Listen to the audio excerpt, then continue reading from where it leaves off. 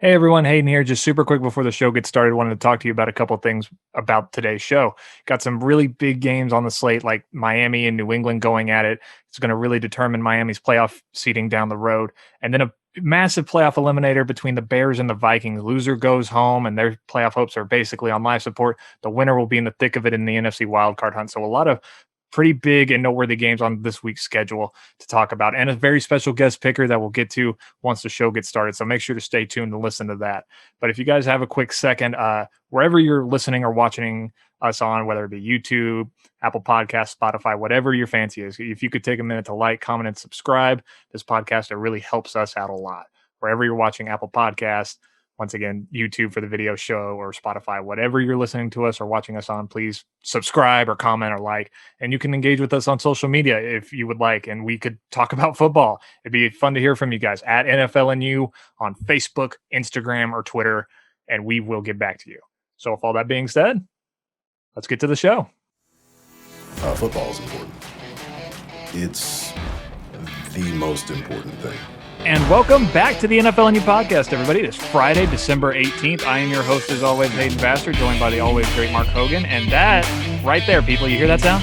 It is week 15. We are 3 weeks away from the start of the postseason, and it is getting tight and heavy in almost every division in the NFL.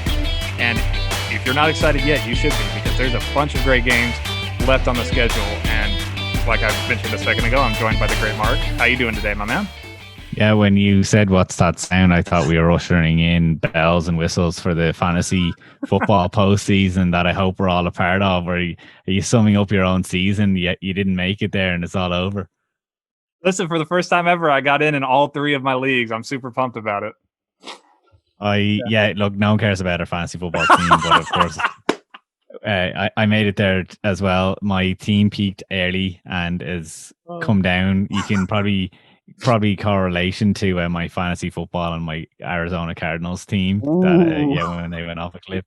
But hopefully they're able to pick it up and we have some fun. So anyone that is listening and made it to their fantasy football playoffs, way to go, you. It's just like how Mark instantly just goes, nobody cares. Like, okay, damn, wait, there goes my confidence. Okay. No one cares about our fantasy football team. I certainly wouldn't. If someone started their podcast off talking about making it to their postseason at my expense, probably as well. It's fun. Yeah, you're not wrong. So yeah, we'll get back into the regular real football away from fantasy football. But before we do that, Mark, we do have our guest picker this week, David O'Rourke. I believe I'm pronouncing that correctly. David O'Rourke. That's so typical. An American has to ask the pronunciation of David O'Rourke. I'm sorry. I just want to make sure I got it right. That's why I looked at you and I said, I think I'm pronouncing that right. So jeez, that's the most standard name. My cousin's married to a David O'Rourke. It's just so common. All right. So David O'Rourke at Jets David UK on Twitter. He's a big Jets fan and lives over in the UK. That's why I looked at Mark to make sure I was pronouncing that name right. He is our guest picker this week, and on a good week when I'm questioning whether I should be continuing to pick the Jets. We're very happy to have him on board. He's our guest picker this week. Once again, David O'Rourke at Jets David UK is our guest picker this week.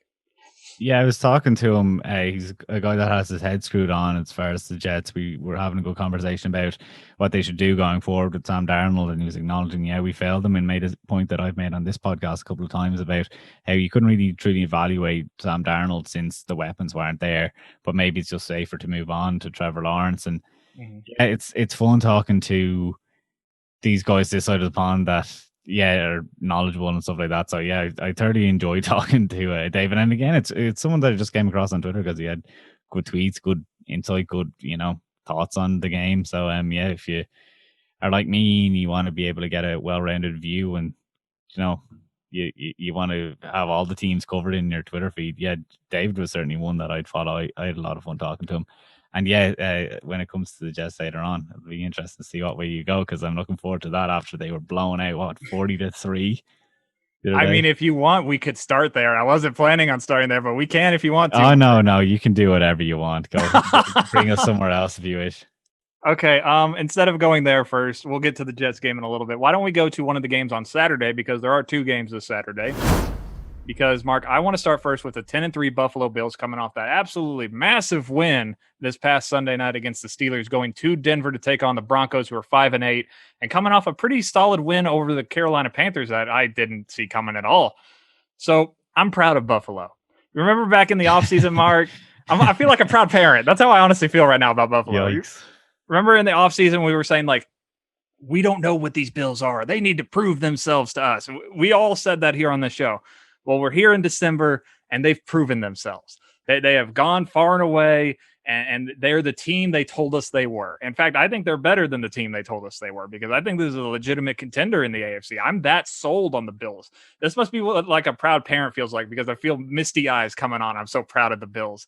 And you know what? If they win this game against the Broncos in Denver on Saturday, they'll clinch the AFC East for the first time since 1995. So for the first time in my lifetime, I'm 23, the Bills will win the AFC East if they win this game. But I say if, because it's not a foregone conclusion that they win this game, because I'm actually a little worried about their chances in the Saturday game, believe it or not, because while Denver did get a solid win against Carolina and Drew Lock had his easily best game of the entire season, only throwing 6 incompletions and throwing 4 touchdowns against I will say it, not a great Panthers defense. They have been frisky. So you have to take his performance with a little grain of salt. But we've been asking him to do that because we've been seriously wondering, is he the guy in Denver? Is he going to continue to be their starter after this season?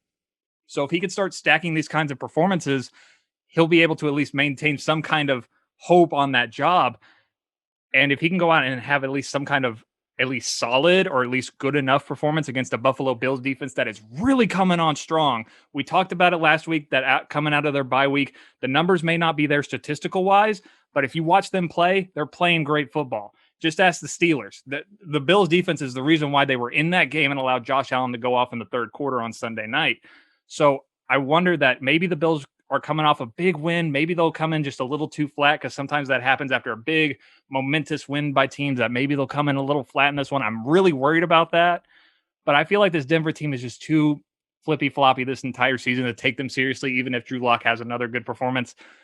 I'm taking the Bills to win on Saturday, and they'll clinch their first AFC East title since 95. You're definitely right with the whole don't want to get caught out against Denver. There's very few teams, I think I might hit on this point as the podcast goes on, but there's very few teams I think that are outside the playoff bubble that can cause an upset, especially this week. This week we're dealt with a ton of like top class teams playing, you know, like not bottom of the pile, but certainly like there's obvious clear favorites in each of these games this week. Mm-hmm. And it's almost disappointing. And I want to make the point off the top, because I think we're going to probably be similar in a lot of our picks, but like there's no way we're going 16-0 against in our picks. Yeah. It just doesn't happen unless, I mean, maybe it will, but there's going to be bumps along the way. Mm-hmm. So while our picks are probably going to be sounding solid and all like that, I think that there is going to be games that go in a way that we didn't expect. And Denver is one of those teams that has no chance of getting to the playoffs now, but you don't know what version of them is going to show up each week. So certainly Buffalo needs to pay attention. I agree. I'm picking Buffalo too. Mm-hmm. But it's not an upset alert, but some of these games, like I said, have to go against us. And who knows, maybe this could be one of them. Yeah, David, our guest picker, David O'Rourke, is going with the Bills as well. But like Mark said, there have been upsets basically every single weekend this NFL season. It's a weird season where nothing really makes sense. So yeah, somebody's going to catch one this weekend, and it could be the Bills. I honestly wouldn't be surprised going on the road to Denver on a Saturday game. Maybe just a little flat. Who knows? But we're all taking the Bills in our first game, our first sweep of the show. And Mark, where would you like to go next?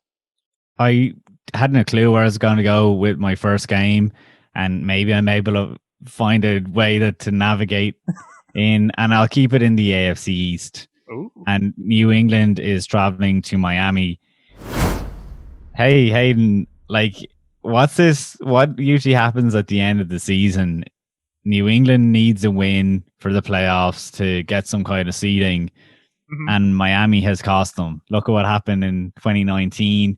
You had in week 17 with 24 seconds left on the clock. New England loses to Miami, and it forces them into the wildcard round where they met Tennessee and lost. In 2018, it was the Miami Miracle.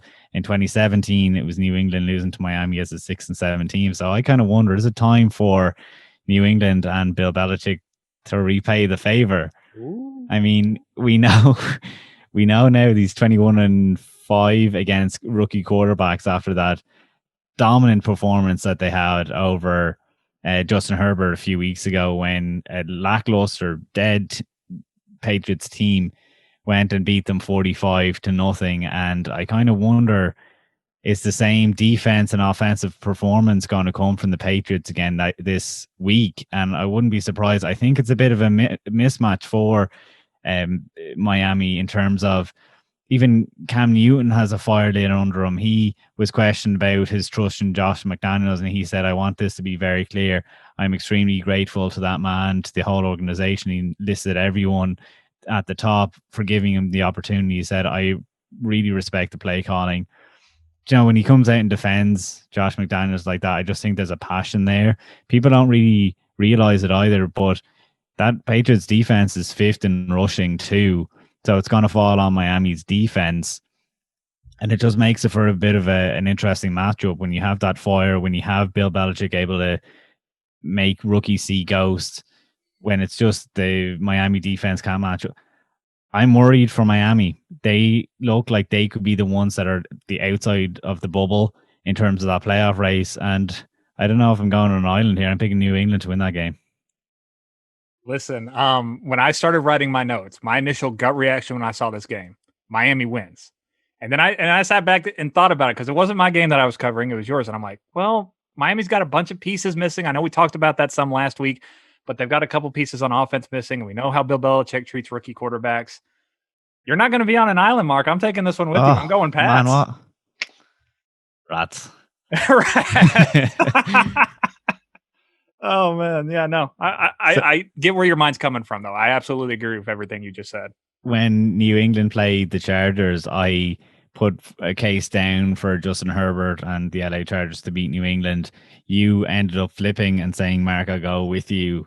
And it blew up in your face. So I thought surely one of us will have to be right on this one because David, our guest picker, has gone for Miami. So this is where we lose to another guest picker is the New England Miami game. I was excited about it there for a minute, but now it's just doomed. Listen, I think we got a good shot this week. And I know I say that every week, but I was heartbroken after we lost last week. But I want to touch on something you just said as we move on to our next game. That was New England and Miami. And you said that you view that Miami could be the team that falls out of the playoffs, is what you just said, right? Yeah. Well, I want to go to a team that I think, I'm scrolling to them in my notes. I want to go to a team that I think is going to knock Miami out of the playoffs, Mark. And that's the 1-2, not the 1-12 team, but the team they're going up against. The 1-12 Jacksonville Jaguars are going on the road to take on the 8-5 Baltimore Ravens.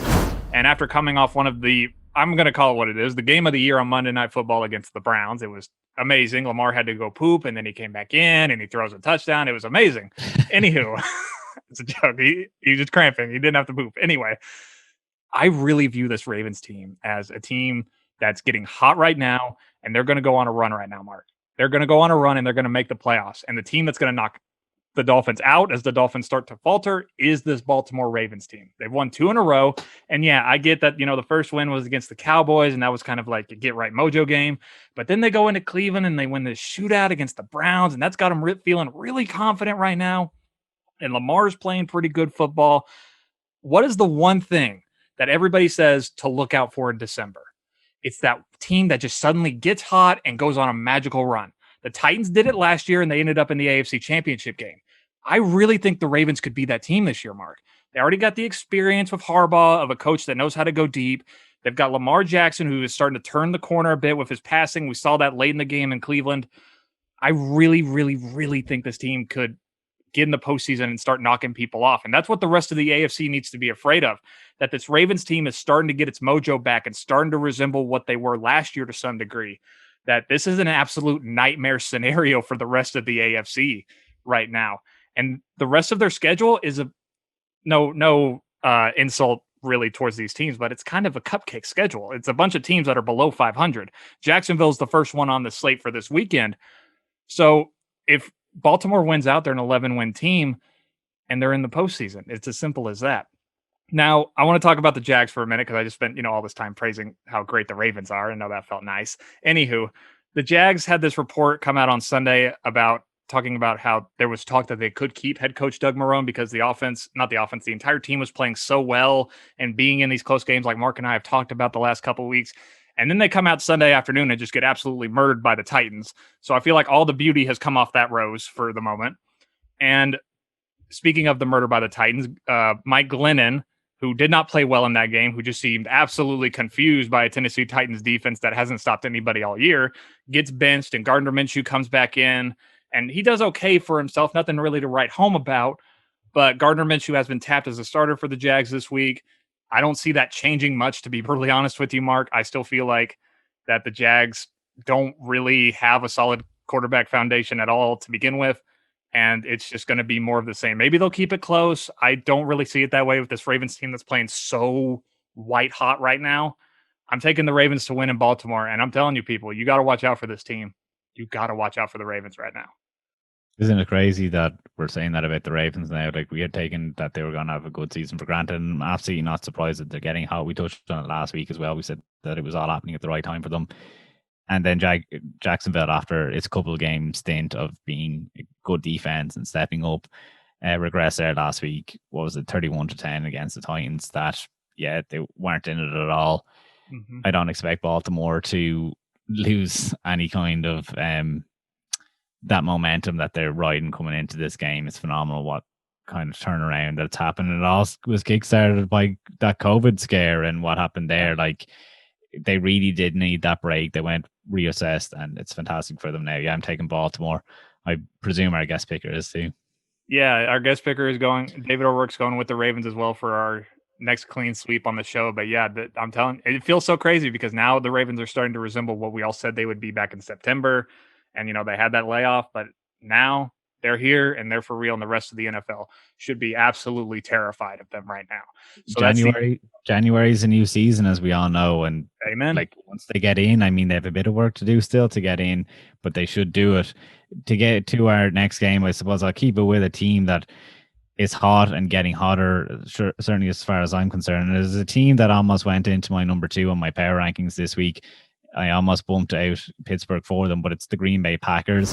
In case you missed last week's show, I talked about the emergence of the defense and how it really is coming into its own right now, kind of like what we just said is happening with Baltimore in its own way, that Rashawn Gary and Darnell Savage are coming out of nowhere, the first round picks from last year that's finally stepping up.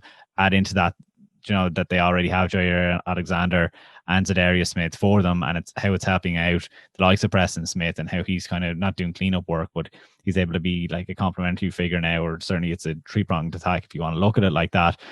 And then, of course, we've been talking all year about that relationship with Aaron Rodgers and Davante Adams. And what happened for me this week was I was, you know, scrolling and I see this mic'd up come out from Davante Adams from the Philadelphia Eagles game, which was the week before last. Mm-hmm. And what really stood out to me was how he's just on the same page with Aaron Rodgers. Like, he knew, he was telling guys on the sideline, it's going to be Aaron Rodgers' 400th TD pass in three touchdowns time. We need to keep that ball. And how important it was for him to keep that ball for Aaron Rodgers, because they were on the same page. Aaron Rodgers came over to him and thanked him straight away after it was Davante Adams that caught the ball.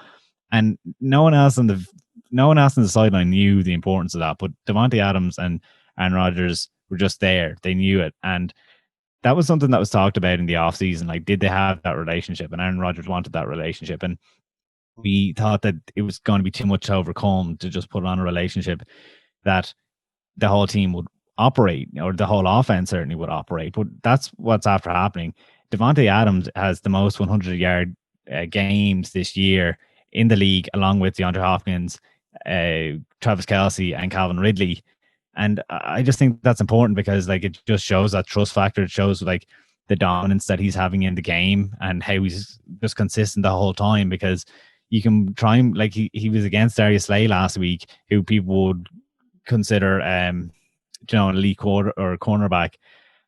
And he just does phenomenal things. Again, watch the mic'd up, and like he's talking about how he puts out his hands really late, so that the cornerbacks don't know what he's doing next. And it just hammered home the point to me that he's just phenomenal. And when you have Aaron Rodgers, Aaron Jones, and Davante Adams on that field together, that's all you need. The rest are only Robert Tonyan, is certainly playing really well, but himself, Alan Lazard, and Marquez Valdes-Scantling, those last two have also got 100-yard games. So, like, they can step up. They are good players themselves, even though we've had our reservations about them at times.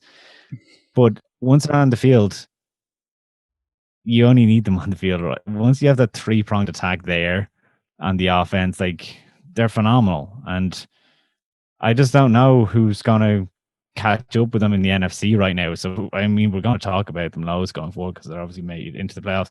Across the field from them this week will be Carolina, who have the potential to be the same makeup in a few years' time. Like they obviously have Christian McCaffrey, DJ Moore can mold into that receiver. And then obviously if you're going to be keeping Robbie Anderson around for a while, that's where Carolina could be, except, injuries have derailed their season. But right now, in terms of this game, it's too easy to pick the super hot playoff bound team versus one that's already been eliminated. So I just think that Green Bay will keep rolling. And Carolina they're a bit like one of those Denver teams to me that has stayed in it and can be scared. But I don't expect it this week. I just think Green Bay, like Baltimore, is just too hot. Yeah, they're too hot. They're too good. And Devontae Adams is basically God in a wide receiver form. I just worry a little bit about Green Bay, not anything about their team. It's just that it's a very beatable Panthers team on Saturday. It's the second Saturday game. And then next week is a massive primetime game against the Titans. So you just want to make sure their focus is on this week and not looking ahead to the Titans and they don't slip up or show anything on film. That's my only concern, but it's not really a major one with the Packers. With Rodgers, he's going to have them focused. This is a home run, easy slam dunk. This is the Packers for me as well. Cool. So I don't think we're on any island. Just to confirm, David is coming with Green Bay. What if he was like, this is the hill he wants to die? I'm like, give me the Panthers. Like, no. Anyway, so that's the other Saturday game. So the second one of the bunch. And Mark, I want to go to a game that was flexed out of Sunday Night Football this past week because the 5-8 San Francisco 49ers are going to Dallas to take on the 4-9 Cowboys. And listen, I get why they wanted to put this game on Sunday night. Everybody expected both of these teams to be good, and it's two old rivals going at it. Like, oh, what could possibly go wrong? Well, everything went wrong for both of these teams this year. Literally everything went wrong. And I want to start by talking about the Cowboys and that people are excited, like, oh, look how good the defense played against Cincinnati. Let me stop you there. They played Cincinnati. That's why the defense looked good. Okay, I was completely wrong about the Bengals. They are a lot worse than we all thought they were without Joe Burrow. My God, that is an unwatchable mess, and I can't believe people do that for multiple weeks out of the year. There's no way you're going to get multiple fumbles in the first quarter. Aldon Smith's not going to run another 70-yard touchdown back. Like, all of that's not going to happen again for the Dallas Cowboys defense. So if you're hoping for it, stop it. You're delusional, and you need to seek help. Now, to the 49ers, they should be the clear-cut favorite to win this game, mainly because we know what they like to do. They like to run the ball a lot. But there could be a quarterback change in the work because if you watch their game this past week against Washington, Nick Mullins did not play well. And that feels like something that could easily be said about every Nick Mullins game this year. Had a couple turnovers and just did not look right. And after the game, head coach Kyle Shanahan said he would be open to just about anything. I'm paraphrasing there when it comes to quarterback play right now. So they've already said that Jimmy Garoppolo probably isn't going to come back this year. So the odds of CJ Beathard, the third string quarterback starting this game, I think are pretty likely in this scenario right now. Or if Nick Mullins does start, he's on an incredibly short leash. So when you have some quarterback issues, what's the solution for that? You run the ball like there's no tomorrow with Raheem Mostert and whoever else is healthy in that backfield right now for San Francisco. Just run the ball a bunch of San Francisco, a couple play action passes here and there, and I promise you, everything will be fine, and you can walk out of Dallas with the win. The Cowboys' run defense is that bad. I'm taking San Francisco in Dallas to win this one. So I'm taking San Francisco as well. I think that puts David on an island, which I'm scared about because... We did this last week too. Kind of. And it's also like when, there's quarterback questions, that's never good. I kind of thought I'd be going San Francisco, but splitting it with you kind of thing. And now I'm worried. I mean, I can't get behind Dallas anymore, but they're too hit or miss. And there's plenty of hit or miss teams coming up now in a minute. But you can confirm. You can confirm before we move off the game. Yeah, Dallas is extremely hit or miss. You can't buy into them at all with, how Elliott plays and Andy Dalton isn't exactly lighting the world on fire and the run defense. I mean, and the defense is literally determining how well they play based on their opponent's strengths. So, if the 49ers should handle this one easily, in my opinion, is what I'm trying to say. Yeah, I hope so. Famous last words. Oh, yeah. Yeah. So that's the San Francisco-Dallas game. And Mark, where would you like to go next? Do you know, I might as well keep it on theme and talk about another team that I've completely given up on, which would be the Atlanta Falcons, who up until last Sunday I thought could win on any given Sunday. But when they lost to the Chargers, having led at halftime, complete control, they came out and had 4 drives, three ending in an interception against the Chargers the other day, and just like lost it to a team that was scrambling at the end of the half and had the worst play of the weekend. And they're facing now Tampa Bay this weekend, to absolutely bludgeon the team with a similar offensive makeup in Minnesota over the weekend, getting 6 sacks on Kirk Cousins. I mean, can they do it again? That wasn't even their best game, or it wasn't close to their best game, I suppose. They allowed Minnesota to fall behind because Minnesota couldn't kick a straight field goal. Your old buddy, what's his name? Blair or Dan Bailey. Dan Bailey. Thank you. Bailey was the one that cost them the game. And Bruce Arians came out afterwards and said a comment being like, yeah, we showed our identity. We can do anything we damn want, or something like that was the words that he used. And I thought that comment was lost on fans, because you go on Twitter and they're all saying, oh, if this is the identity, like, this is ridiculous, go run the ball, etc., etc., etc. Look, we expected a higher powered offense. We didn't get that. So if anyone's saying that the identity is wrong, it's like, no, an identity isn't what you want it to be. An identity is what you is. And they're not high powered. They're not the Chiefs. It almost feels like the Browns from last year, when we thought because they had all these pieces, it was going to make a certain puzzle just going off, you know? That's not what we've gotten with Tampa Bay. My interpretation of the team is that they're a smart football team with a deep ball risk. And what I mean by that is Arians will dial up a 43-yarder to Scotty Miller like he did the other day, and then he'll also rely on Tom Brady to just make smart plays, being the quarterback that he is. And that kind of makes sense. Like, if you look at the box score, you'll see Brady is kind of like middle of the pack in terms of interceptions and stuff like that. But apart from Aaron Rodgers and Patrick Mahomes, he's in that elite group of having 7 games without an interception. So, like, although he does throw the interceptions, and that is also to do with the scheme and the deep ball that Arians wants, it's pretty good going to, you know, he's up there with the next tier after those 2 that I just mentioned in terms of interception. So he is a smart quarterback. And then Arians will also complement that by, if a running back is fumbling the ball like Leonard Fournette, Arians is no problem pulling a guy like that. So that's what I mean by smart football with a deep ball risk. That's kind of more their identity. That's high powered enough for me. I mean, fans are complaining the other day as they move to 8-4, whatever it is that they're, and they're coming off the back of a 12-point win or something like this, that I think, yeah, the fans should be happy for what they have. Like, this Tampa Bay team is going to allow teams to remain in the game. That's kind of been around following Bruce Arians anywhere he goes. But they probably will be leading from the front. And certainly the defense is going to give them a chance to win the game, even if the offense isn't performing. Now, in terms of this game, it'll be interesting to see how that defense does against Atlanta's passing attack. But as I started off the top, I just don't trust Atlanta to show up anymore, especially not for more than a half, even though I'd like to. So I think it makes it kind of simple that, again, Tampa Bay, there's so much on the line. I'll go with them, as will David. I just like how you and I are on the same page about Atlanta, and we haven't even talked about it once since that Chargers game. That we are both equal parts disgusted that Matt Ryan threw 3 interceptions and that one late in the game to help seal the loss. But I want to ask you something, Mark, because, you know, your team had Bruce Arians as his head coach for a while. So you know how he operates better than anyone in that.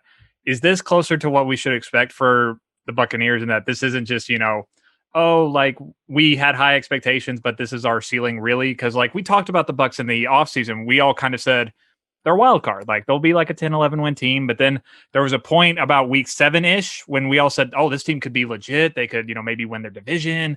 And then everything kind of came crashing down. So they're kind of settling into expectations. Is this what we should be really expecting from Arians' bunch, that they're more closer to a wild card? That's their ceiling? I'm trying to ask. Yeah, I almost think that Bruce Arians, he elevates the team to a point, but he doesn't allow the team to go on beyond his point. Now, that's just purely me speaking. But I'm like, when he had Carson Wentz is the best year in 2015. Like, the offense was clicking like crazy. It was just like every deep ball dropped in, or exactly where it was supposed to be. Mm-hmm. And Bruce Arians, to me, and I'm about to finish off reading his book again because I've listened to it as an audio book, but I have the actual thing. I must go back and read it. But to me, it's like he thinks that every play will work perfectly. He gets annoyed when it doesn't work perfectly, and that could be his problem. That he plays for the perfect game the whole time. He's obviously the fiery character as well. So when it's not going well, then people get a bit annoyed about it. We didn't cover the Brady Arians fallout that seemed to be going around last week and has kind of evaporated again. Like that happens when he's such a fiery character. I'm sure we're going to talk about it when the playoffs come around as well. But yeah, I think that he brings them to his point and then hopes that they can play perfect football. And if perfect football isn't happening, then looks like a lot of drop balls, looks like a lot of incompletions. It just doesn't look as attractive, but you're still moving the ball because like Scotty Miller did the other day when they're playing poor, he just all of a sudden dials up a 43-yarder that is an absolute dime, like a class I saw in red zone initially. It was like, whoa, what a throw. Exactly. Like Brady still got it in his arm. And I feel like everything you just said about Bruce Arians could also describe that lady from Queen's Gambit, the show you recommended to me that I'm on like episode 6 of. So yeah, like he gets upset when things don't go perfectly and he gets mad. Like that's Beth. Like, yeah, perfect combination there. So yeah, spoiler alert. No, yes, that's not a spoiler alert. Anyway, that's the Tampa Bay and Atlanta game. We're all going for Tampa Bay on that one. So let's move off of that. And Mark, I want to go to one of the primetime games. I want to go to Monday Night Football.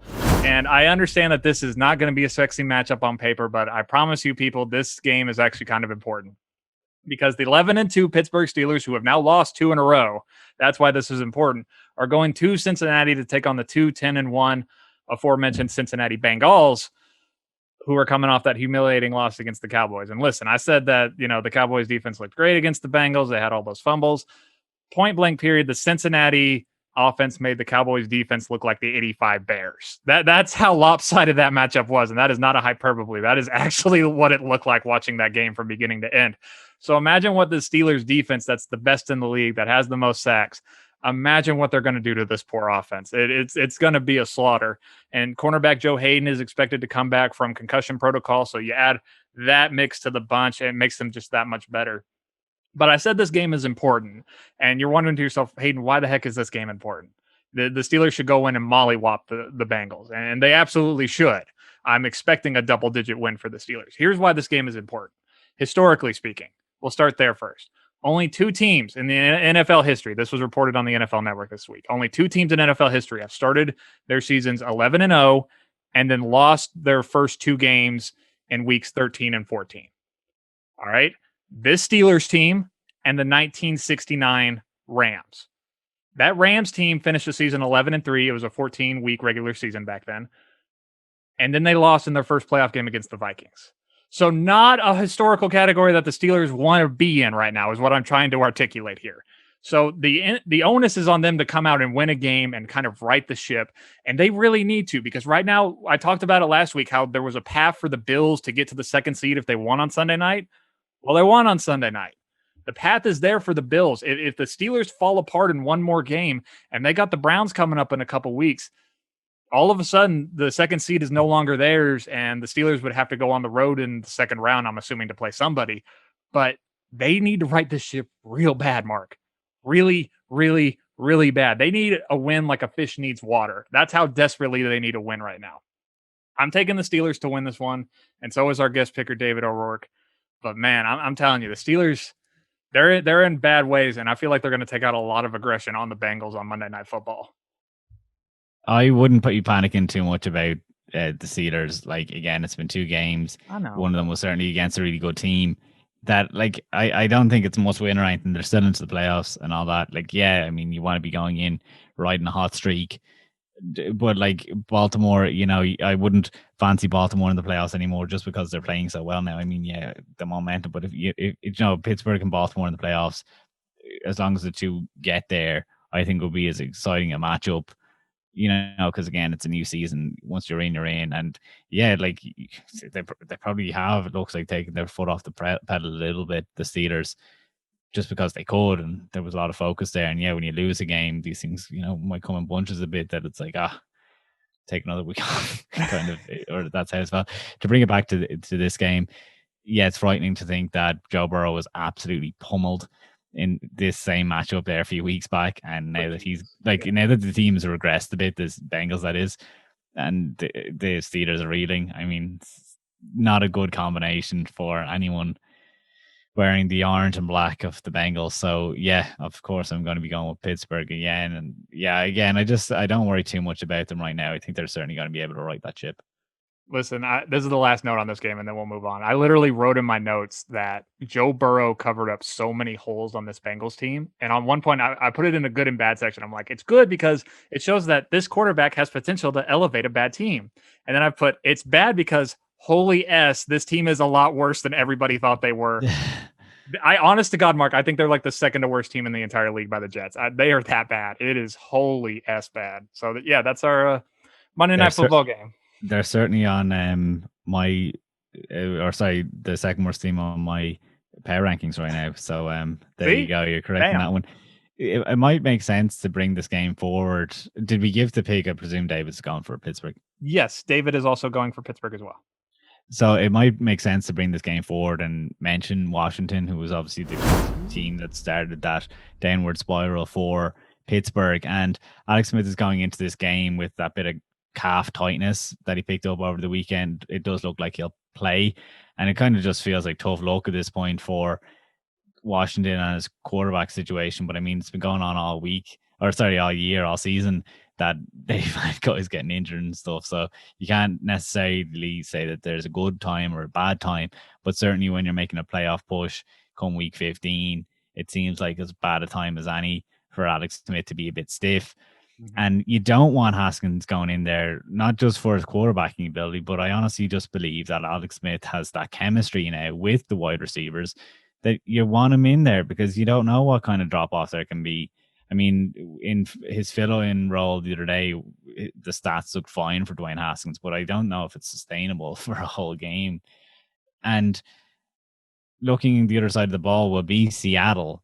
Now, Russell Wilson's MVP race hype has died over the last few weeks just because they've been involved in such close games and they haven't been as electric. I feel like the hype has moved on to DK Metcalf with that team. And what better way to get it back on track as the votes start to come in and no one's really sure. I mean, I feel like it's Aaron Rodgers, but if no one is really sticking out, maybe in the back of voters' heads will be Russell Wilson's name, just because that was the name that was ticking over in the back of their mind the whole season long, even before the season when we started talking about how he's never gotten a vote. But what better way to really complement that race than to do it against this ferocious pass defense that Washington has, that everyone's been talking about all week and for the last 2 weeks since that Washington-Pittsburgh game. Everyone's been talking about it. I saw a great point made by ESPN during the week saying that Chase Young is what we expected Jadeveon Clowney to be. So if that ferocious pass rush, it is though, isn't it? The truest comment. You're right. I wasn't expecting a Clowney drive by in this episode. Holy cow. So nice. If Wilson can look good against that pass defense, I think it could look really good for his resume in the MVP race. So I think it's kind of a bit of a stalemate as far as it's concerned there, that offense versus this defense. But maybe doesn't even matter for anything if Smith is injured. And with the Seahawks improving defense, does the Washington team look like it regresses a bit? Because like if they're able to get that pressure on him and he can't stay up and he has that that calf strain, maybe it's a bad formula and it doesn't matter how Wilson is negated by the Washington pass rush. Could be game over anyway. You're right. And that was my main concern this entire game was like, how is Smith going to be looking? Because like Mark said, it's a calf strain. They believe it's mild, but the real point of emphasis is it's on the leg that he had the 50 billion surgeries on that they almost amputated. So they have to be double sure that he would be okay to go. From what I've heard, that like coming out of the Washington training camp this week, they don't really want him practicing. They just want him to rest and just try to, get some pressure off that leg. They're very optimistic that he should be able to go. So the hope is that he'll be out there, but to what degree, that's completely up for debate. Mark, I'm going to throw you a curveball right now. I believe this Washington defensive line can beat anybody in the league, and Seattle's offensive line hasn't really played good for the last couple weeks, and it's been a problem there for years. I can't believe I'm about to do this. I'm taking Washington to win this game. I just have a gut feeling about it. I can't explain it. No, that's fantastic. Again, defense wins championships, so if they can win this game, it'd be fantastic. I think I'm playing it safer along with David. I'm going to go with Seattle. Oh, first island. Yay. Yeah, first island. It is a bit of a surprising one, but yeah, I just I don't know. Washington, obviously, it's a super fascinating game. Obviously, Seattle in the in the wild card race as it is right now, and then Washington trying to hang on to that top. Like they've been beating beating good teams, so they want to stay top of the NFC East. There's a bit of pressure mounts behind them. Yeah, they're coming off 2 great performances from that defense against Pittsburgh and then San Francisco. There's no reason to doubt that they're going to do it again against Seattle. And we saw how the Giants flummoxed Seattle with a good defense. I know it's a bit different what the Giants want to do. They're more secondary focused, and the Seahawks, not the Seahawks, Washington's more defensive line focused on their defensive side of the ball. I just got a gut feeling. Honest to God, I can't explain it. I just can't. And now watch, Seattle's going to go out and murder them 30-10. Watch. It is going to be really interesting though, because they're so hype around that pass rush, to see what they can do to Russell Wilson. Everyone knows that he's super unique and that he just can scramble out of everything. So yeah, let's see where it goes. Exciting game coming up. I'm looking forward to watching it. Yeah, me too. It should be an interesting one. It's because the Seahawks still aren't out of the NFC West, and this could also impact the NFC East if the Giants win their game on Sunday night, and that's a big if at this point. But yeah, that could be a very interesting game to talk about. So we gave David's pick, right? He's going for Seattle as well? He's going Seattle as well. Okay, that's right. Yeah, I'm on my island because I'm stupid. So that's it for the Seattle-Washington game. And Mark, I want to go to a different game that also has a quarterback injury at this point, because the 5-8 Detroit Lions are going to Tennessee to take on the 9-4 Titans. And the big question around this game is the health of Matthew Stafford. If you didn't watch the Packer-Lions game over the weekend, Stafford hurt his ribs late in the game and had to leave. It's believed to be some kind of rib cartilage injury, and some reports have come out saying that he had after the game and into the next this past Monday morning, he had great difficulty even standing up, let alone walking. So the prognosis is he's probably not going to be able to suit up for the game. They are putting him as doubtful at this point in time, as of this recording, to play Sunday against the Titans. So that means Chase Daniel, career backup Chase Daniel, would be coming in and playing. And for a Lions team that, already has a bunch of injuries almost everywhere on the team, you got, your center, Ragnow, who's got a fractured throat, who probably won't be playing in this game. That was reported by Rappaport on Wednesday. So no center, no quarterback. And you got injuries at wide receiver. You got some of your running backs are injured as well. It's just not a good matchup going up against the Titans team that's trying to, keep momentum up and try to keep the Colts behind them. And Derrick Henry's going off for a gajillion yards every game. It's just a terrible recipe for the Lions offense. And that's good for the Titans defense, because they kind of need to build momentum and get some confidence going into the playoffs, because we've talked about them a bunch saying, that they're going to bite this team in the butt. They got to start playing with some confidence before somebody comes in and tortures them, for 40 points and 500 yards. So this should be a good game for them to really tee off like what they did against Jacksonville. Just do it again in your home. Have Derrick Henry rush for 150 and 2 touchdowns. Tannehill tosses a touchdown. It should be easy pickings for this Tennessee Titans team trying to stay atop the AFC South. I'm going for the Titans, and so is our guest picker, David. Yeah, I'll join you on that. Keep it super short. The Panthers, the Falcons, the Lions, they were those fringe teams that could have caused a bit of an upset these last few weeks. And at times they did upset us also when some of them lost and when we picked them, because we thought they were going to cause upsets. But look, the Lions, I don't give too much of a chance to if Matt Stafford is out, and if he's not, I was hardly giving them a chance when he was in there. So Tennessee for me. Yeah. So, best of luck, Matthew. Hope you get feeling better, because that sounded scary that he was just couldn't even stand up a couple days after. So, hope he starts to feel better. So that's the Lions and Titans game. And Mark, where would you like to go to next? Sure. I'll keep us with another short one. Seeing as we're kind of winding down on a few of these teams, we're going to be talking about them a bunch when head coaching change and all that in the offseason happens. But the Jets, I think they had their chance, and it came and went to get that win. It should have been against the Patriots, or it should have been against the Raiders. We did see on the weekend that whatever bad there was with Greg Williams, he certainly gave them a better chance to win with that defense, because it was horrendous on the weekend. They gave up a season high 40 points to Seattle, absolutely picked apart by Russell Wilson and gashed by Chris Carson. It was horrible. Now they have the Rams and Cleveland are the next two up. It seems those teams have too much on the line, and I'm certainly not going to give them a chance against the Rams, who are looking absolutely phenomenal. So I'll keep it there. I'm going for the Rams in this game, and so is David. David, who is a Jets fan, once again, he is an avid Jets fan, and he is going for the Rams as well. And now the attention turns to me as the guy who's been picking the Jets the last couple of weeks because I hate life. And listen, I love this Rams team. I love them to death. I put it on Twitter after their Thursday night game against New England that I am really starting to come around to the idea that the Rams could be in the NFC Championship game. I like them that much. And it almost feels like we're due for a bad Jared Goff game, by the way. We've talked about it before that it kind of comes in cycles, like once every 4 to 5 weeks. It feels like one's coming soon. And if it happens this Sunday, I still feel like the Rams are going to win by 20 points. Like they're that much better than the Jets. And I'm not trying to insult Jets fans at all when I say that. It's just this Rams team is so darn good, Mark. They're just so amazingly good. And God, give me the Rams. I'm finally off the bandwagon. I agree with Mark. They lost their chance to get a win. Their next best one is against New England at the end of the season, and that's a long shot at this point.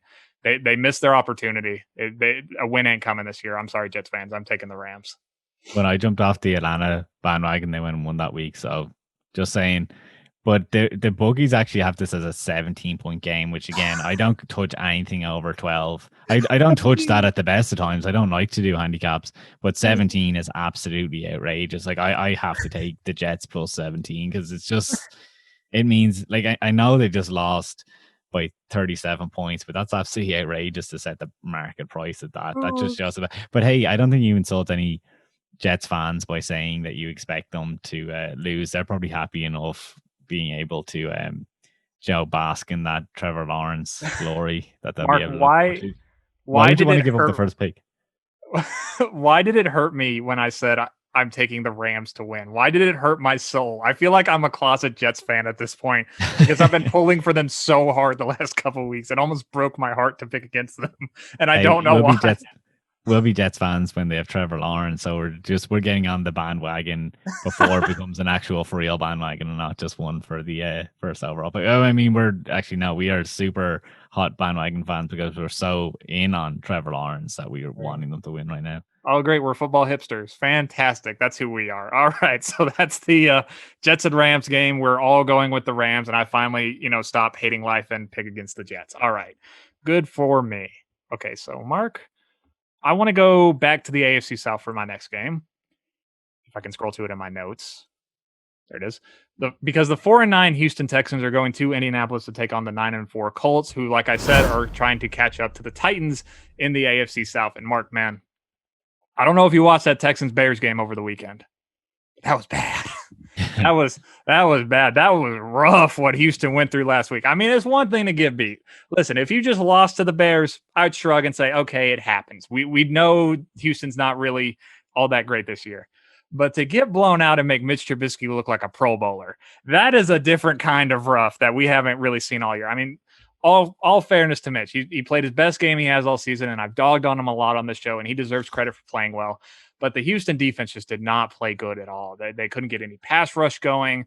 Like I said, they let him tear him up through the air, and then they lose one of their safeties in this game to a broken hand. And, God, Justin Reed. I was searching for his name in my notes. Justin Reed. So the defense is going to get that much worse on top of an already bad rush defense that allowed David Montgomery to have his best day as a pro so far in that game as well. So literally everything that could go wrong for the Texans did go wrong.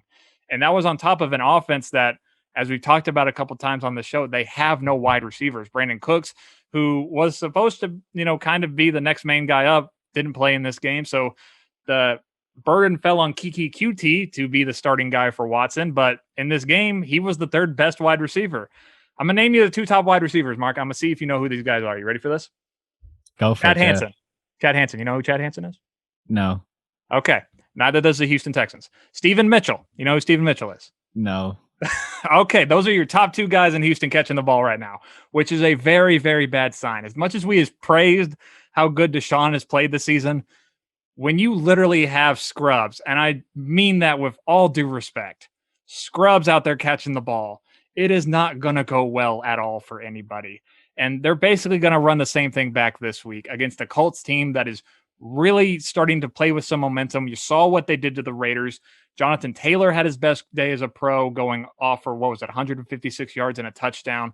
T.Y. Hilton had his renaissance game that we feel like we've been waiting for forever, with 2 touchdown catches. And Phillip Rivers, despite that bum foot that Mark talked about last week, he played pretty well, and the offensive line did okay, even though Chaz Green tried to hold them back for one series. And I just had to sneak a Chaz Green shot in there because I hate him so much. Anyway, this Colts team is playing well, and I know in division rivalry games, you can say, throw the record books out the window. Anything is happening. Anything cannot happen in this game. The Colts should come in. They are much better suited on offense to come in and put up points. And I just can't trust the Texans right now to put up points, even though Deshaun's played great all year. And that defense, I feel like they're going to give up 200 rush yards against Jonathan Taylor and Nyheim Hines. I just can't trust them right now. I'm taking the Colts to win this one, and so is our guest picker, David O'Rourke. There's so much I want to come in at. I think you jinxed it when you said even though it's a division game, not everything can happen. That was my one thing looking at this going into the slate of games. Was like I probably harp on about division games too much, but for this one I was like, yeah, things are riding high for Indianapolis, and they're really not for Houston. I was like, oh, that's the recipe that I normally look for an upset. I also have to pull you up on the wide receivers, because this actually rewinds to maybe 2 weeks ago now since Will Fuller, because yeah, you'd made a point like that, throw away who are the wide receivers. And I listened back to the episode and I was like, why didn't I mention Kiki Kute? I just pulled up his stats on Pro Football Reference. He actually has none, it seems.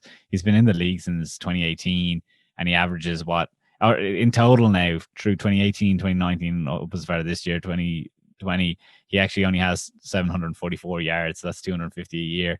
So maybe I had no right to know who he was, but I certainly did know who the number 3 behind the DeAndre Hopkins and Will Fuller has been for the last few years. So they're not complete nobodies. They're just somebodies to people. I don't know why now I knew Kiki's name this whole time. Maybe he must have burned me in 1 week. Maybe put up all those yards in 1 week on fantasy one time, and it hurt me or something. But yeah, there you go. That's my 2 cents on him. They're not nobodies. They're somebody to somebody. I love that.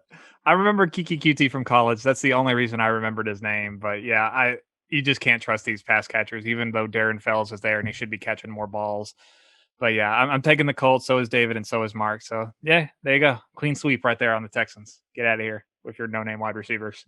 It almost makes too much sense to go to the Chicago Bears after you teed it up so much. But no, I don't want to go to that game because I don't want to lose, or I don't want to leave Kansas City and New Orleans to be the last game. Okay. Just because it seems that we always end with Tampa Bay, Kansas City, or the Ravens.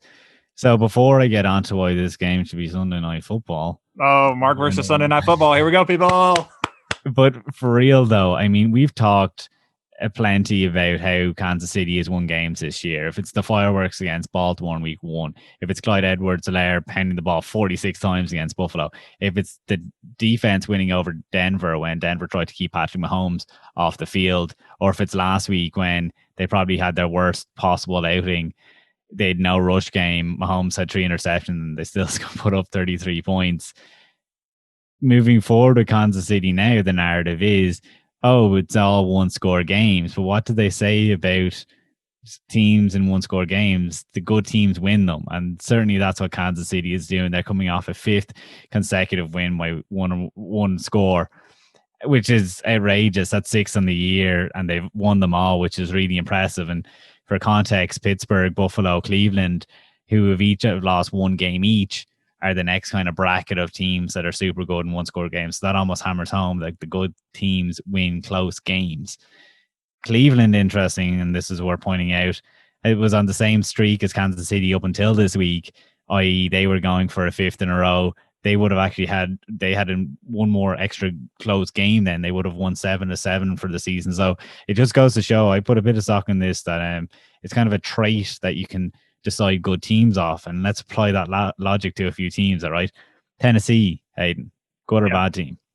I think they're good. I think they're running in the shape. I like them. They're good. So they're a team that started the season with 4 close wins in their first 5 games, and they have the 5th highest win rate in these kind of games. Jacksonville, good or bad? Well, they're bad. Exactly. They can't get it done. They're 1 of 6 in close games, including an 0-4 stretch in the space of 5 weeks. Mm-hmm. Then you kind of move on to someone, let's go a bit closer. The New York Giants there for a few weeks. Were they good or bad? Ooh, I would say they were good. I was really liking them. I like them. They had a lot of hype around. They won 3 of these games in 4 weeks. Mm-hmm. But then let's move to a super interesting one. The Chicago Bears, who I'll tell you, were really good in these games to begin the season. They had 5 close games in their first 6. But then recently they've had 0 wins in the last 4. So to come full circle on why I'm trying to make this point, okay? The Chargers, let's go with a team like them. They've had 9 close games this year, and they've only won 3 of them. And they lost 1 of them to the Kansas City Chiefs. Mm-hmm. And it's this whole concept of what happened that day was Kansas City knew how to win. Their offensive coordinator wasn't going to call to punt the ball instead of going for it on the 4th down. The kicker knows how to score at the end of a game. Kansas City just knows how to win right now. Mm-hmm. If you bring it back to last year, and this is why I got started about this stat, Seattle had 9 wins in 11 close games. And they were one of these, like it shows your clutchness that the likes of a Russell Wilson has, Aaron Rodgers has it, Matt Stafford has it for a while. The knowing how to win is huge. That, when it comes to a 4th quarter and you're in a close game, Patrick Mahomes, all of them just know how to win at this point. So this is me trying to explain why I have a good feel for the likes of Kansas City going into a game against New Orleans, who we've been praising all year. I know they had a bit of an off game against Philadelphia. We won't panic about it too much, even though it's probably going to cost them home field through the playoffs. But it's this gut feel that we're getting for Kansas City now that they just know how to end a game. And I just think going into Sunday Night Football, they have that. People are saying, are they bored going into games? Yeah. They just have so much going from them. They know how to win, whatever it is. They're all clutch. Mm-hmm. We can go through the offense. We can go through the defense again. We're going to do it in weeks forward. So that's why I kind of wanted to look at it different. I just want to explain that they know how to win. And I'm going for Kansas City to win this one. It's an important one, of course, as well, playing against a top seed in the NFC. It is important. And like Mark mentioned, he said, people have talked about it this week. Is Kansas City bored? I mean, look, they spotted Miami 10 points before they actually tried in that game, and then they blew the doors off of them. I've said it before on the show. I think that Pat Mahomes and the Chiefs, they're a lot like, if you watch the NBA, they're the Golden State Warriors from a couple years ago. They're the best team in the league, but the kind of bad part is they know they're better than everybody. So they don't always give it 110% every single time. And there will be times when they look a bit sluggish. That doesn't mean they're bad, or it doesn't mean they've fallen off. They just ain't as interested. It happens to championship teams all the time, people, I swear. But the moment they get into the playoffs, they're going to flip that switch and they're going to start murdering folks. And this close game situation, it won't be that big of an issue, I promise you. But the big storyline is Drew Brees this week. Is he going to practice? As we've been talking, they announced that Drew Brees is going to come off IR, and they're just seeing if he can throw in practice to see if he has any pain or issues like that. The last time he did it last week, he had some issues, and he wasn't able to really go through with it. So we'll feel like we'll know more throughout the week if he's going to be 100% and be able to go in this game for the Saints offense, because that's kind of a big issue. They really need this win. They can't afford to fall 2 games behind the Packers at this point in the race for the first seed. But I'm with Mark. I'm taking the Chiefs as well. Listen, they're the best team, people. We're running out of ways to equate that they're the best team at this point. They're just the best, people. Get used to it. Yeah, some of us are having to go back through close wins just to try and equate some kind of a tangible to what they are, some kind of a measurable. But no, for real, like you said there about them winning, I just think that they genuinely have a switch to flip on the playoffs. I really believe Andy Reid knows what he's doing. I just like when Doug Peterson brought out the Philly, yes, the Philly special. I think that Andy Reid's ready to go come playoffs. He was probably expecting teams to know a bit more about them and how they wanted to operate, and he probably just tweak things a bit. Again, he's just doing things that just about get by teams, and they don't even have to go super hard. Like I said, like it was a miserable game. Like everyone's slagging the stack Patrick Mahomes. If Mitchell Trubisky took a 30-yard sack, everyone would be calling for him to get benched. But Absolutely.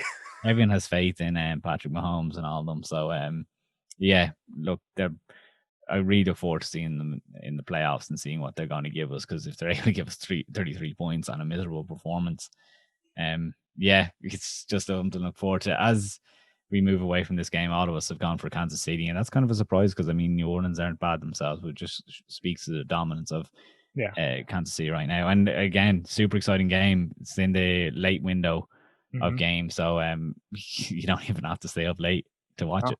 That should be the game everybody watches in that late window. The ratings for that are going to be through the roof. And Mark, I know Mark wants that on Sunday Night Football. I just know he does. All right. I only want it on Sunday Night Football because it'll be clashing with the Cardinals.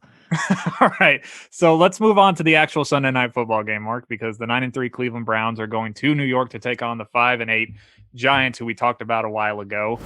And oh boy, last week was rough for both teams. It was different degrees of rough. I will start off there. I want to talk mostly about the Giants in this part because holy S, Mark, you can attest to this one. They got ragdolled by the Cardinals, didn't they? They just got murdered.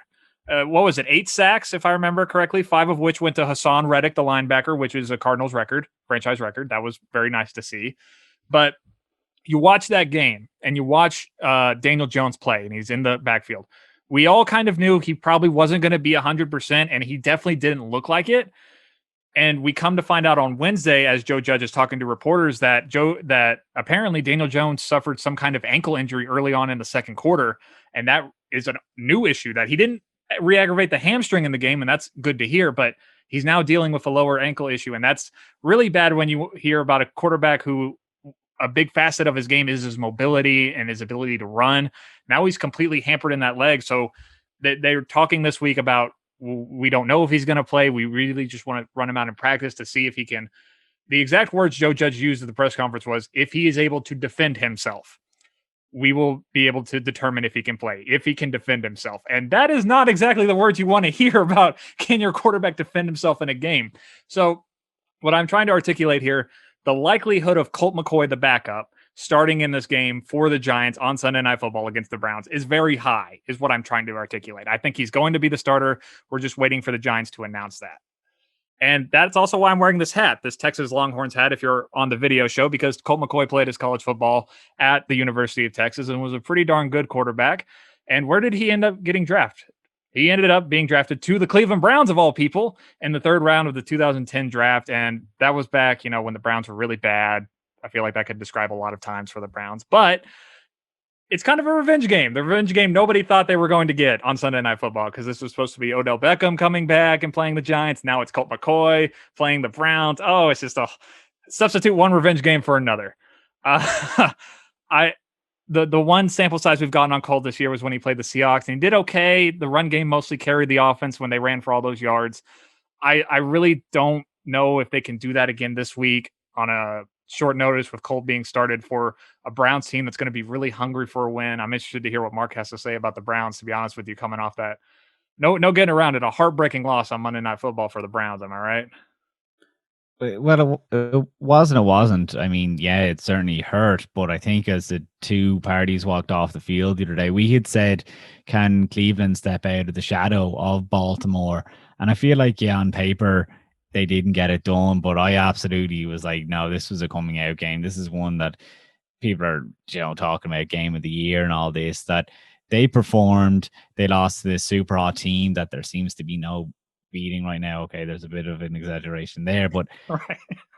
Like, when they were hugging at the end of the game, Lamar Jackson and Baker Mayfield, and showing each other respect, I mean, that's a far cry from a rivalry game that got really nasty or something. I just thought there was so much respect for one another that it was actually kind of cool to see.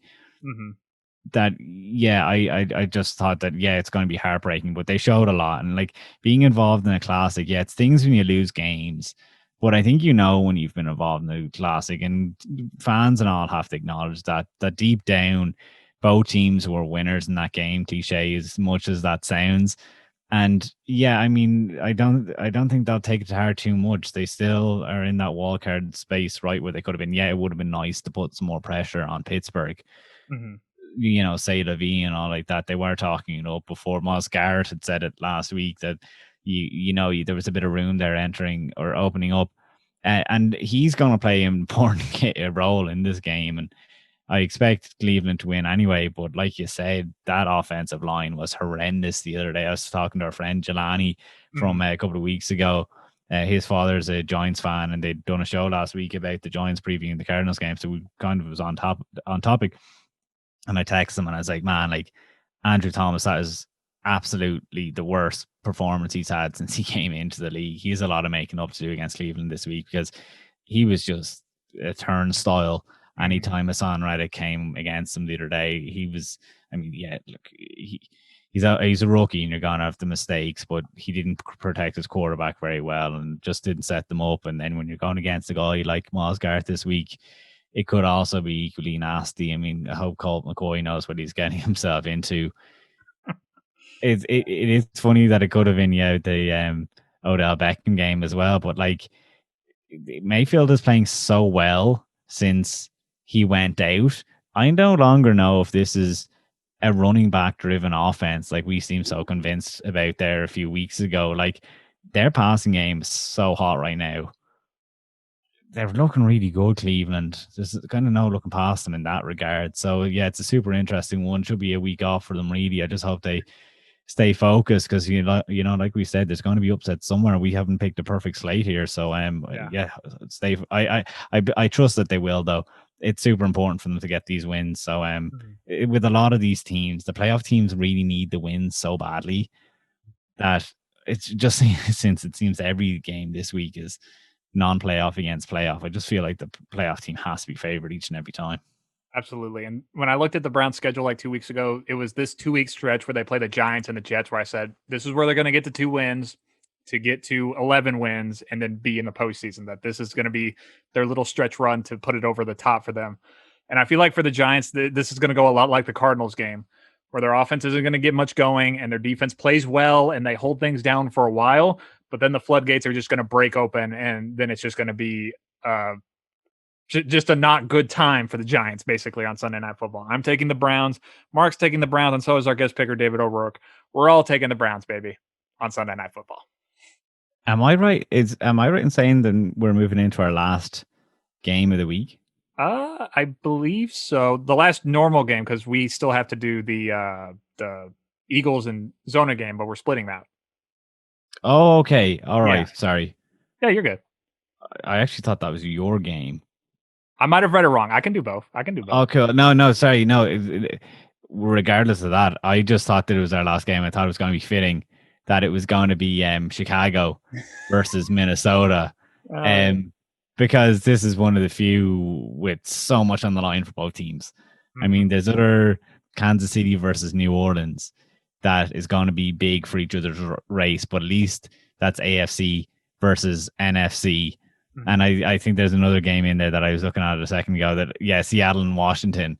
But again, that's Seattle trying to go for a wild card versus Washington going to win its division. Whereas Chicago and Minnesota are battling for the exact same wildcard spot, that number 7. Mm-hmm. And it makes this game super interesting. And why I almost wanted to deal with it after the Houston game is because for us, truthers about Mitchell Trubisky, that was our worst nightmare, seeing what Houston did to him the other day. Because, oh my God, like, he was phenomenal in it, really. He looked like it. Like, write Houston off all you want. We didn't. We picked them to win that game. Mm-hmm. And look, when we were previewing that the other day, I did mention that Chicago was home and hosed against Detroit the week earlier until Mitchell Trubisky fumbled the ball. And I bring that back up now, not to say, I was trying to hedge my bets or whatever, but because the offensive numbers have actually been improving since Mitchell Trubisky went back in terms of the likes of pass rating, points per game. The rushing game has even improved when he's been in there. I mean, it's all good signs for Chicago right now. And meanwhile, the defense is coming off that performance when they sacked Deshaun Watson 6 times. And it means that they're coming off a game that could potentially have turned their season and, thrown them into that wild card, like believably throw them into that wild card race. Whereas before we were like, how are these guys hanging around as they're doing? And it certainly makes this week's game, at the very least, exciting, because someone else coming off their own 6-sack performance is Kirk Cousins, who was, I guess obliterated the other day. And then you're going to worry when this Bears pass rush is coming up, because Kirk Cousins can't operate if he's on the ground. And when he was on the ground the other day, that forced, like we were saying earlier on, Dan Bailey in to kick field goals, which he wasn't able to do. So it seems that Minnesota is forever cursed with its kicking game. And if that's going to be playing a role now, against this Bears defense, they're having tryouts this week. The likes of Chandler Catanzaro, who's failed with a few teams since playing well with Arizona, 3 or 4 years ago at this point. And Mike Zimmer being non-committal. As of right now, we don't know, will they have signed someone by the time this is released? Maybe that's going to be updated. But right now, Mike Zimmer is being non-committal. He says that, I don't know his word now, I won't put words into his mouth, but I don't know. I think this game sets up as a bit of a game in the week. It's a big time matchup with the wildcard spot on the line. They're 6 and 7 each. This has to be a title eliminator, or sorry, a playoff eliminator later. Yeah, who would have guessed it? We were high in this Minnesota's Vikings offense for long enough, but there's enough there in Chicago's defense to upset it. If Mitchell Trubisky can step up, because I don't think that he's playing just because he has a chip on his shoulder or anything like that. You don't, if your career is in jeopardy and on the line, you don't suddenly just perform because there's scrutiny on you. You would have turned it on a long time before now. Yeah, it's really interesting. I'm going with Minnesota, but Chicago's the hot hand, and I should be riding that. It's a tough game to pick.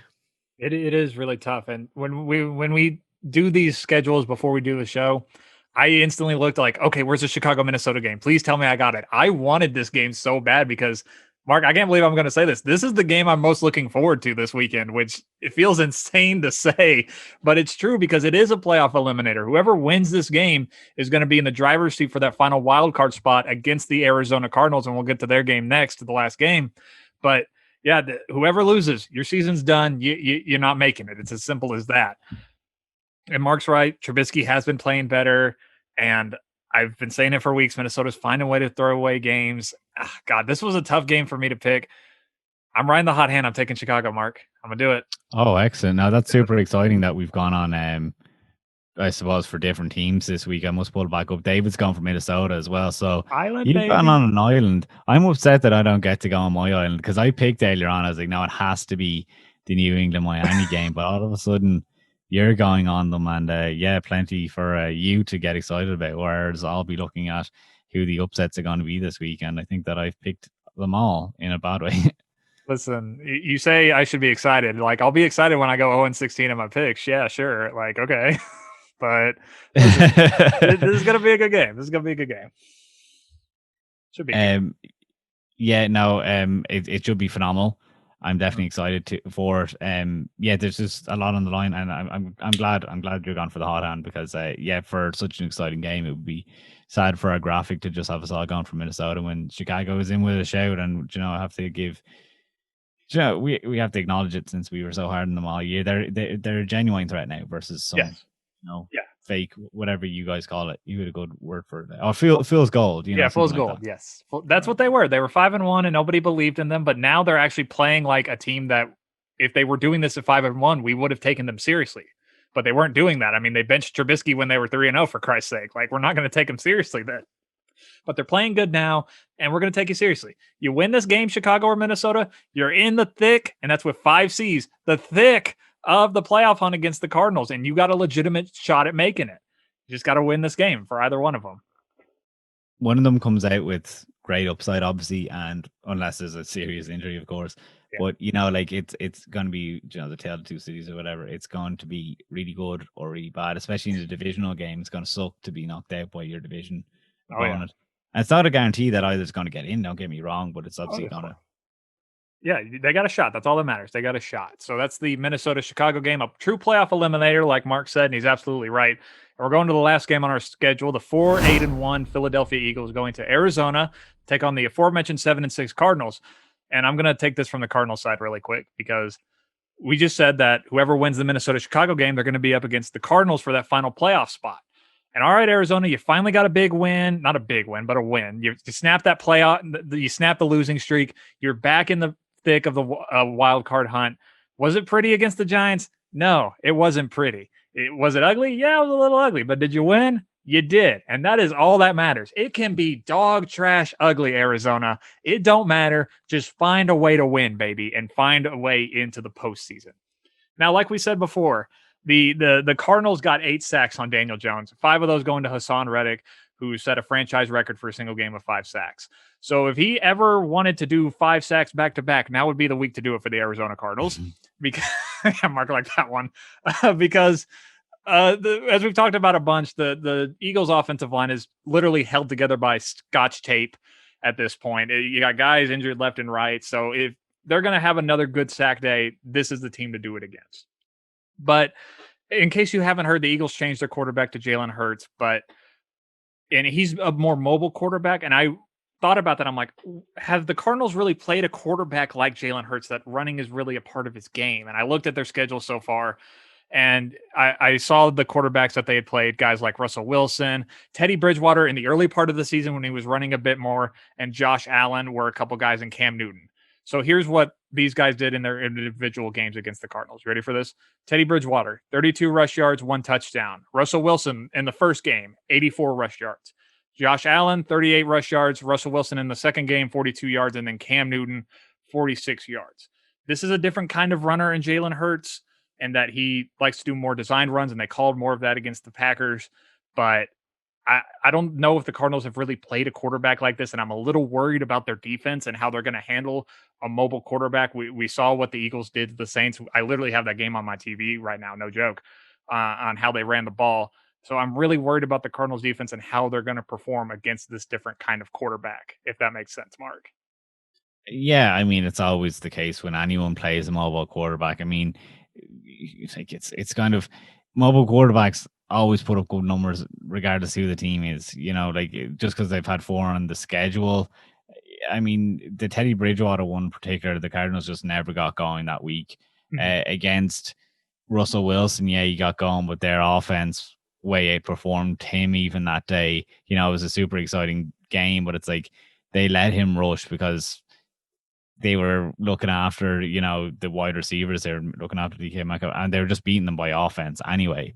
So the Cardinals defense has shown sides, obviously, the other day against New York. Now, that's certainly the exception to the rule. I like Hassan Reddick, but as Cardinals fans would know about him, he was not working out at all, and he got moved from inside linebacker back to outside linebacker last year, and it was a real last-ditch attempt to keep his career alive. He was very emotional after getting the 5 sacks and 3 fumbles the other day, but he's not that kind of player that's that dominant that should be having those numbers. He only had 5 sacks in the year up until that point.